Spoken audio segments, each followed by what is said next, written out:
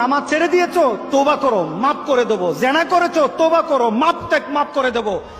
আকাশ সমান গুনাহ করেছো, তওবা করো, মাফ করে দেবো। আল্লাহু আকবার।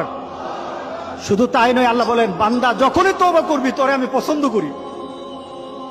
এত গুনাহ করার পর তুই যখন আমার সাথে তওবা করবি, আমি তোরে পছন্দ করি।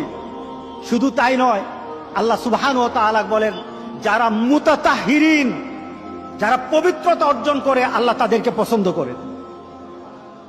আমরা পবিত্রতা অর্জন করি কি দিয়ে? উযু দিয়ে। বলেন কি দিয়ে? উযু দিয়ে। আমরা পবিত্রতা অর্জন করি তওবার মাধ্যমে। প্রথম, এটা হলো আত্মার পরিশুদ্ধতা। আপনার দেহকে পরিশুদ্ধ করতে হবে, আত্মাকে পরিশুদ্ধ করতে হবে। আপনার আত্মাকে পবিত্র বানাবেন। আত্মাকে পবিত্র বানাতে হলে তওবা লাগবে। এটা পানি দিয়ে হবে না, মাটি দিয়ে হবে না। আপনার আত্মাকে যদি পবিত্র করতে চান তাহলে তওবা লাগবে। কি লাগবে? তওবা।